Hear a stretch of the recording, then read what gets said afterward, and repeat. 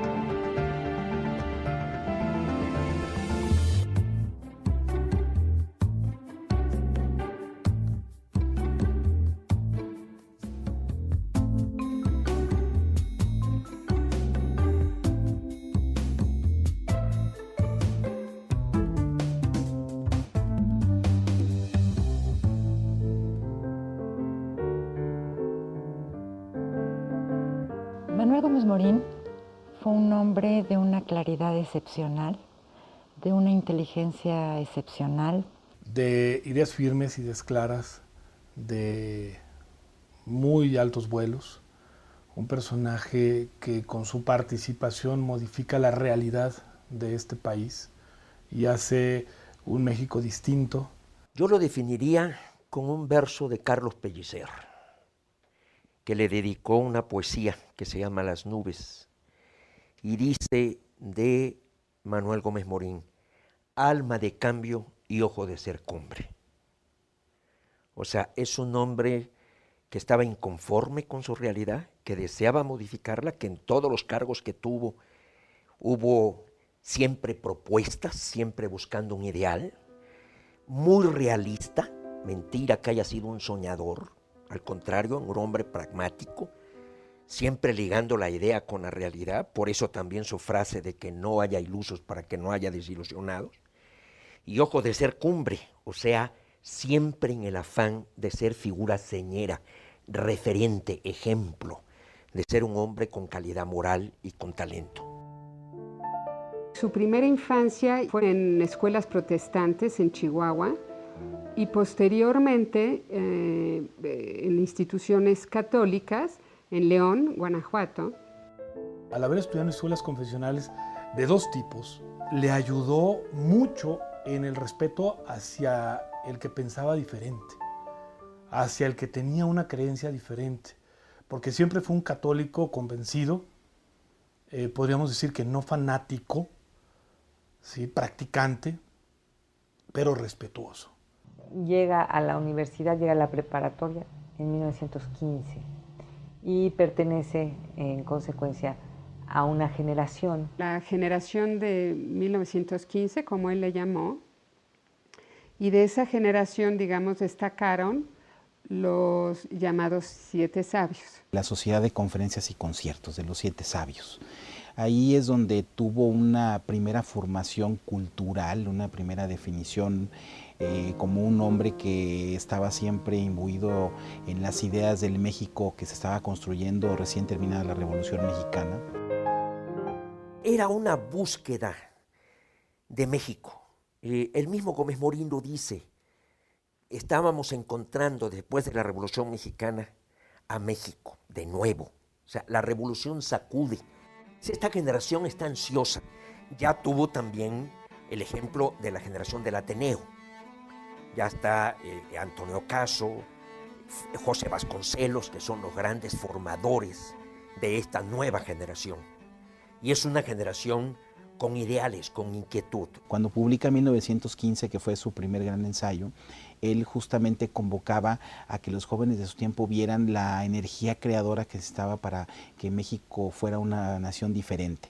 Entonces él converge en los Siete Sabios con Lombardo, converge con Jesús Moreno Vaca, con Teófilo Leiva, con Antonio Vázquez del Mercado, con Antonio Castro Leal. Entonces la verdad es que él busca justamente que las diferentes expresiones y las diferentes visiones pueden converger en una idea común de México. Y que se distingue de los revolucionarios, porque más que ser hombres de acción, en el sentido de la acción militar, son hombres de reflexión. Este grupo de jóvenes interesados por la cultura y por lo que sucedía en México, pero ellos no se conformaron posteriormente como grupo político. El grupo cultural se disgrega y entonces cada quien toma sus caminos. O sea, Lombardo toma el camino, dijéramos, del obrerismo, de la izquierda.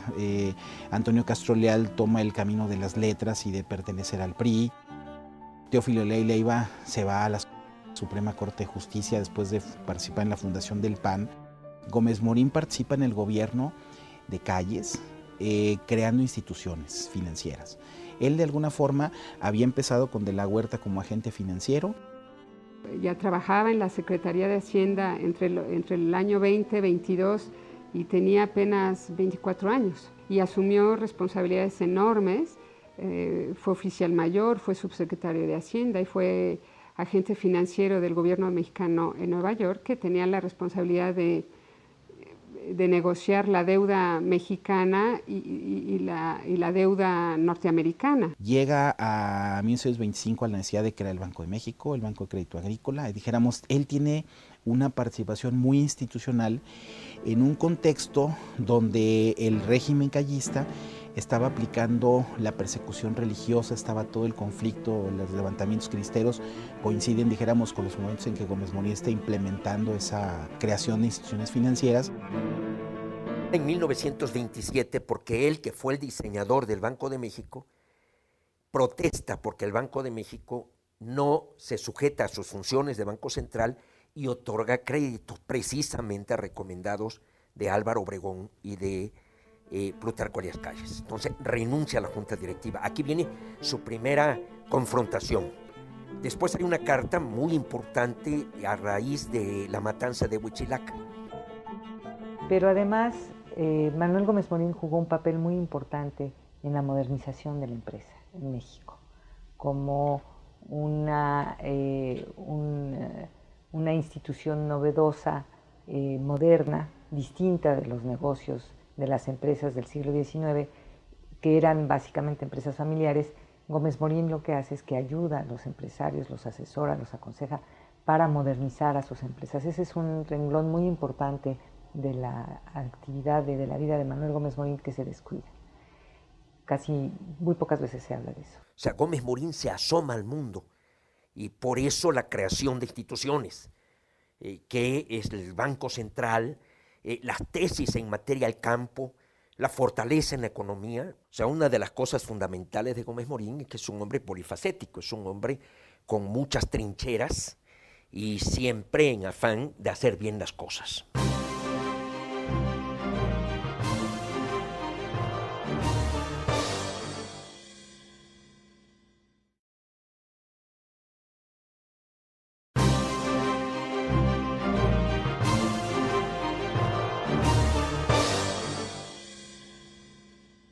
Es un México, el de los años 20, donde la generación anterior ha tenido que salir del país por causas políticas.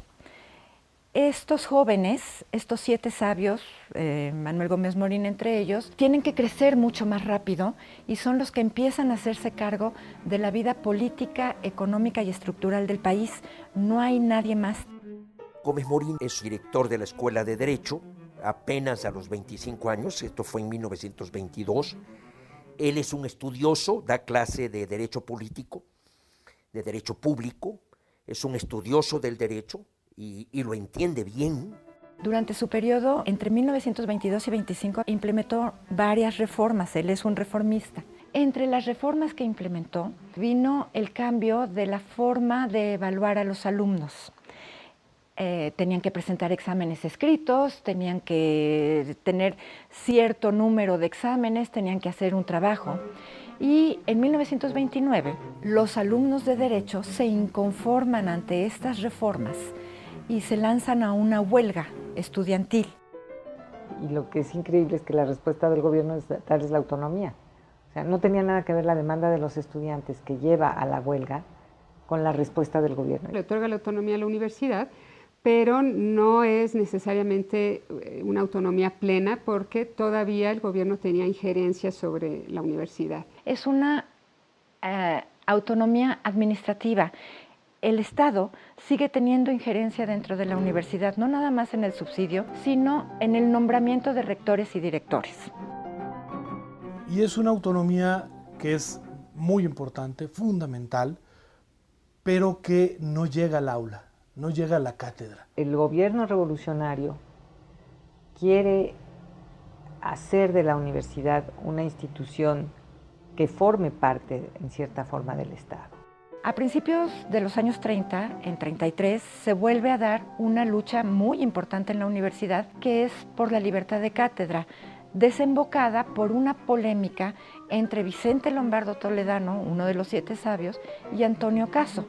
Querían implementar la educación socialista dentro de la universidad y Antonio Caso peleaba por la libertad de cátedra. ¿Qué es?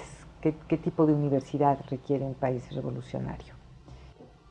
Esa es la disputa. ¿El Estado va a controlar la educación superior o hay autonomía universitaria de tal manera que hay autonomía para la adquisición y el desarrollo del conocimiento? Eso es muy importante. Y esa discusión se lleva a cabo en esos años. Gómez Morín llega a la rectoría cuando esta discusión todavía no termina, pero es un debate que lleva 4 o 5 años.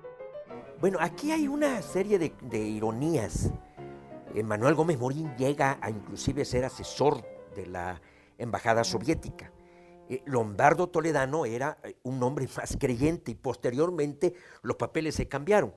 O sea, Lombardo Toledano se inclina por el socialismo, crea un partido socialista y Gómez Morín se va a las tesis liberales. O sea, Gómez Morín cree en la democracia, cree en el ciudadano y es por eso que desempeña un papel muy importante desde la universidad, oponiéndose a Abelardo Rodríguez, a Lázaro Cárdenas, que querían que se diera educación socialista en la universidad.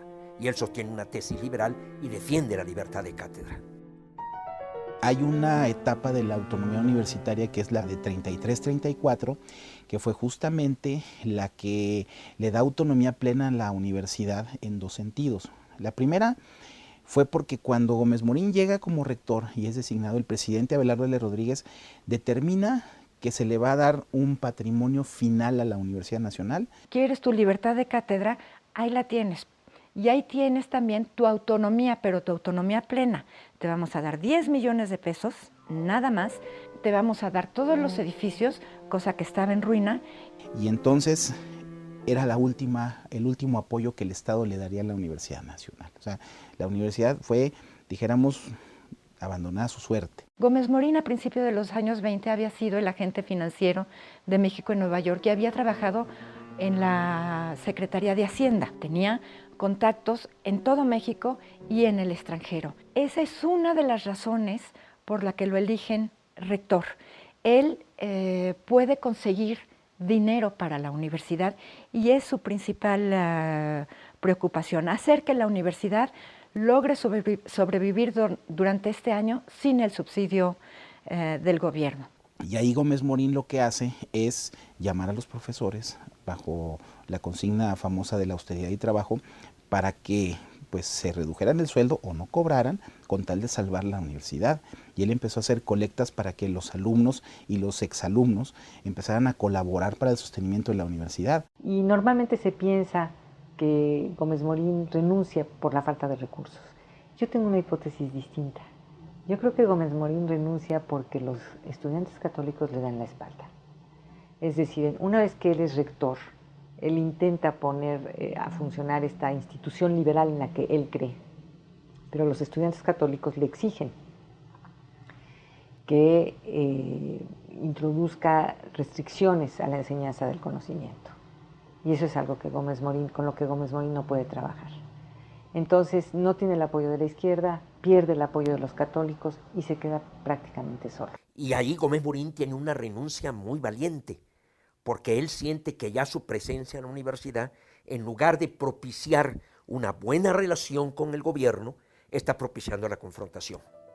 Ahora, él dice que una universidad, y escribe un texto hermosísimo, sustentando la autonomía de la universidad, en donde dice que una universidad no puede ser ideologizada, no puede ser dogmatizada, y no puede dar educación socialista. como querían ampliar el tercero constitucional, no tan solo la educación primaria, sino la educación universitaria. Ahí viene su lucha. La izquierda no quería oír hablar de autonomía universitaria.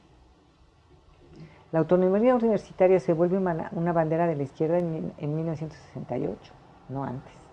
Antes la autonomía universitaria era una bandera de la derecha, porque significaba sustraer la educación universitaria del artículo 3.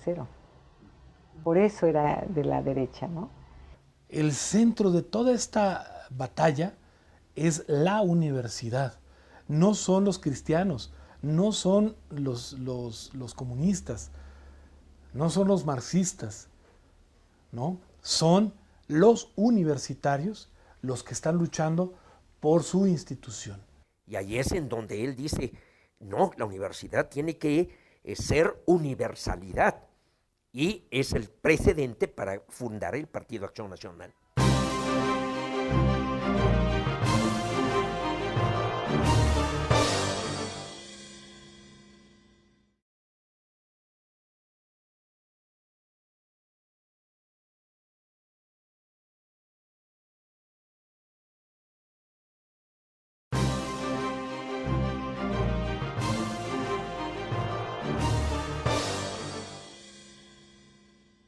La autonomía de la universidad, la rectoría de la universidad, en mi opinión, a Gómez Morín le da la pauta, la certeza de que es posible enfrentarse al gobierno con un fin claro y posible. Permanece la inquietud de formar parte de una organización política de largo plazo que le propone a Vasconcelos en 29, pero que no se concreta en esa campaña presidencial. En donde Gómez Morín le plantea a su maestro, José Vasconcelos, la necesidad de articular una organización política permanente, firme, que pudiera darle, en caso de ganar la elección, que pudiera darle una estructura organizacional para apoyarlo en el gobierno. Pero si usted pierde, ahí es donde está el problema más importante. ¿Dónde va a quedar toda esa organización lograda? Todo ese trabajo desarrollado, todo ese trabajo hecho desde la base de la misma sociedad, porque bueno, vasconcelistas había en todo el país, el apoyo era muy importante, pero como bien lo dijo Gómez Morín, si usted no tiene esa organización detrás, se va a dispersar todo el trabajo y no va a servir de nada.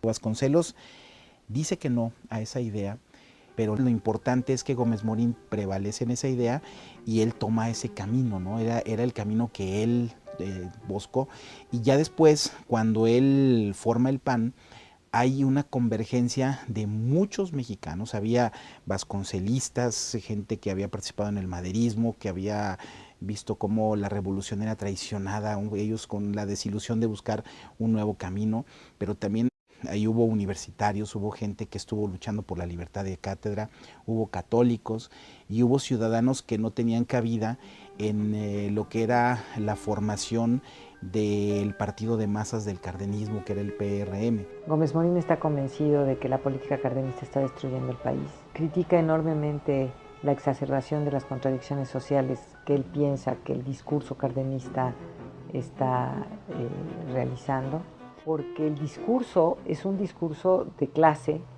que excluye a las clases medias a las que pertenece Gómez Morín y todos sus seguidores. O sea, no estaba de acuerdo en las formas de Lázaro Cárdenas. Imponer una visión socialista, imponer un desarrollo político, social, cultural, educacional, válgame la expresión, en México, decisiones que no agradan a toda la sociedad. Hay quien habla de que la fundación del PAN es una respuesta al cardenismo. Esto no es cierto, porque si así hubiera sido, no se crea en el último año de Lázaro Cárdenas.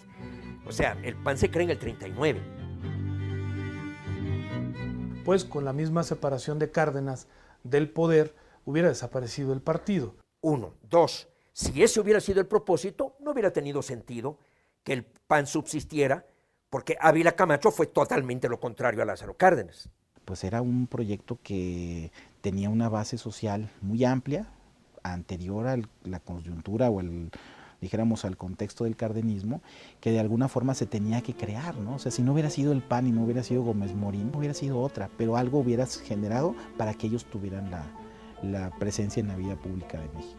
Y cuando se inicia la movilización, Gómez Morín manda las cartas de invitación para entrar a formar parte del partido a los profesionistas de los estados, a los ingenieros, a los arquitectos, a los abogados. Ese es el público de Gómez Morín, ese es el tipo de sector que él quiere movilizar, lo cual quiere decir que iba a ser un partido muy pequeño de entrada, porque universitarios había muy pocos en México en ese momento. Realmente no estaba pensando en un partido de masas, eso sí, desde luego, ¿no? Y por eso la prensa anuncia: Gómez Morín formará un partido de intelectuales, así lo llaman. El PAN surge desde la ciudadanía. Otros partidos y otras instituciones siempre se han creado con el apoyo del gobierno.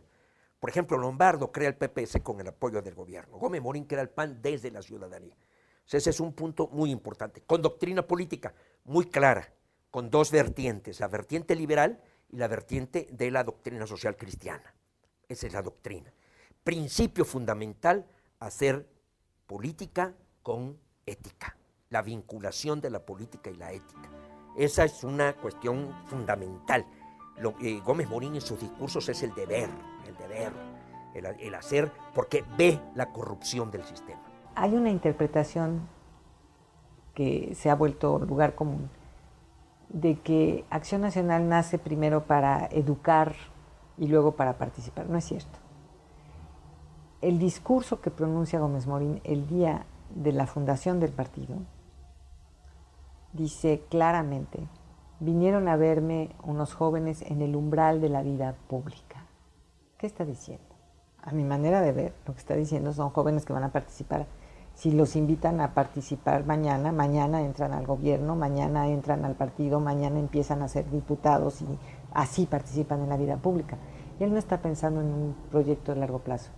Él piensa en un proyecto de largo plazo hasta después del 46, cuando se da cuenta que no hay espacio para la oposición. Hay que decir que hubo una alternativa que fue mucho más radical a la del PAN, que era el sinarquismo propiamente como tal, que se había fundado incluso antes, en 38 ya existía como una organización, la Unión Nacional Sinarquista, y ahí, a pesar de que había afinidades ideológicas, había una diferencia muy clara, porque los sinarquistas tenían una actitud mucho más radical hacia el gobierno. Ellos decían que no había que colaborar, que no había que negociar y que estaban dispuestos a hacer movilizaciones, que pues no llegaron a ser violentas, pero que sin embargo sí eran muy abiertamente desafiantes del orden, ¿no?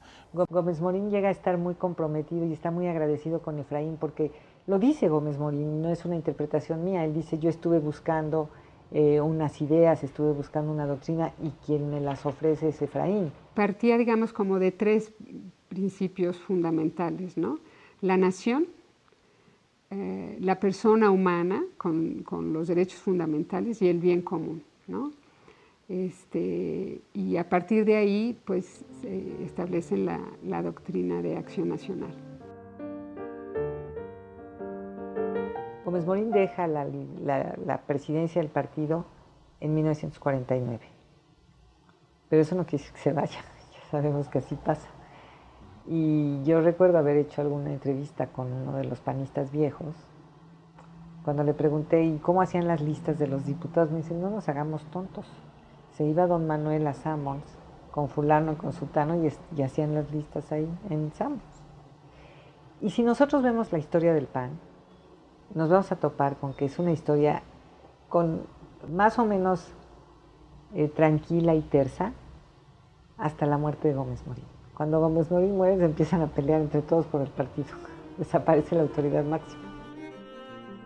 Los aportes de Gómez Morín para recorrer los caminos de libertad son muy claros. Y tienen que ver, en primera, con la lucha democrática. Tienen que ver con la lucha por la libertad. Y la libertad en el estricto sentido de la participación de la ciudadanía. No hay libertad si no hay participación. Y Gómez Morín, desde el principio, desde la juventud, en el grupo de los 7 sabios, demuestra que la libertad es fundamental para llegar a un camino que nos lleve a un México mejor. Si habría que mencionar 10 nombres del siglo XX que impulsaron la democracia, no tengo ninguna duda que si hasta lo reducimos a 5, ahí tendría que estar Manuel Gómez Morín.